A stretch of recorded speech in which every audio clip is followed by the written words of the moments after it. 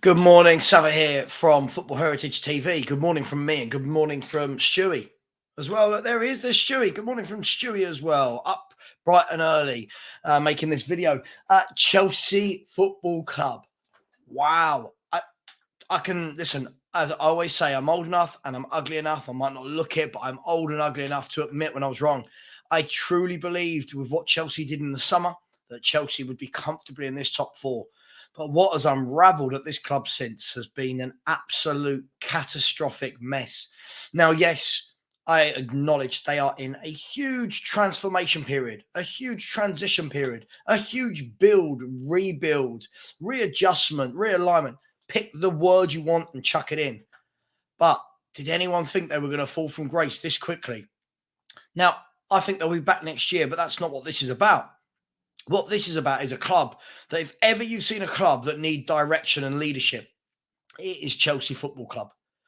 I was speaking with Terry Flowers last night from the Football Terrace, and he came out with a stat that Chelsea have lost more games than they've won this year. They've won 15 and lost 16. That's absolutely staggering for a club of Chelsea's wealth and for the calibre of players that Chelsea have got at their football club. What's gone wrong at Chelsea? Well, let's be really honest. As I said, I think they'll be back, but I think that if in 1 year you try and change your owners, your manager twice, your technical director of football, your scouts, your medical staff, I think you're going to have a lot of issues. You're going to have a lot of bedding in issues, a lot of gelling issues, cohesion. Again, all these words that mean the same thing. That's what Chelsea are going through, in my humble opinion. They've bought a lot of players. They've got something like 35, somebody said 35 players in the squad. It's just huge. It's too big. No managers coming in and getting a tune out of them, knowing what to do, knowing what the best 11 is, a different formation every game.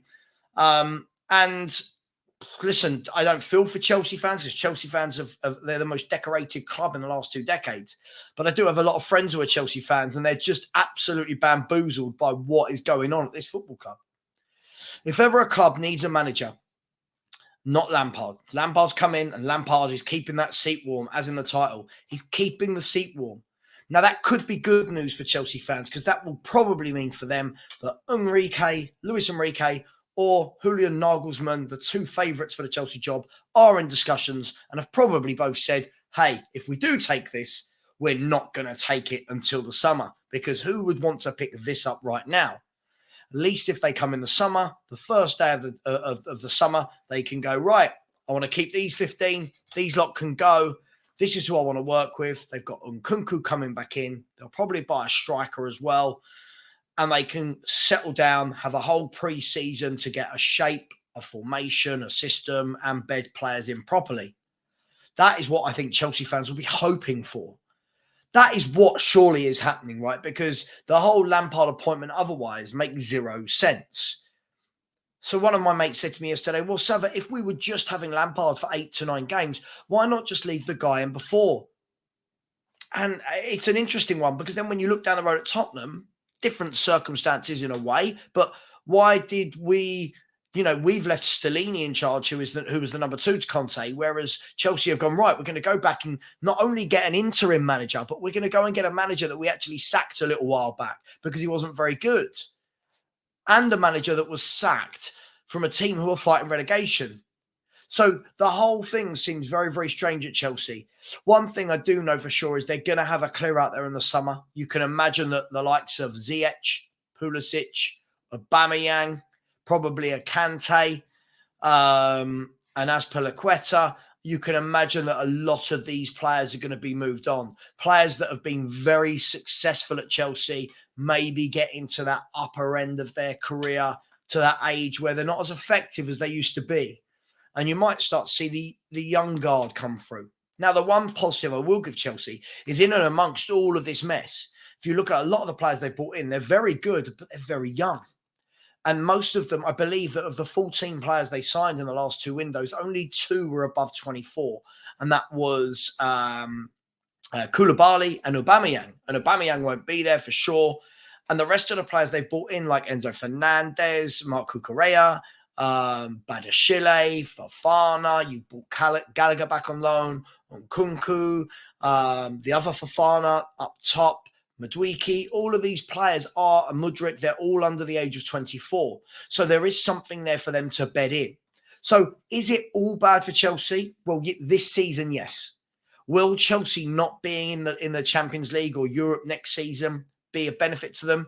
We've seen it before where it's a benefit to them, where they've dropped down, finished 8th to 10th, come back and won the league. Do I think they'll win the league next year?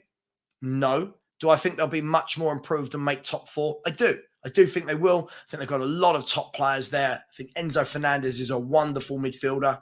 I think once they get Nkunku in, I think Badashili and Fofana are good young centre-backs that will progress and grow.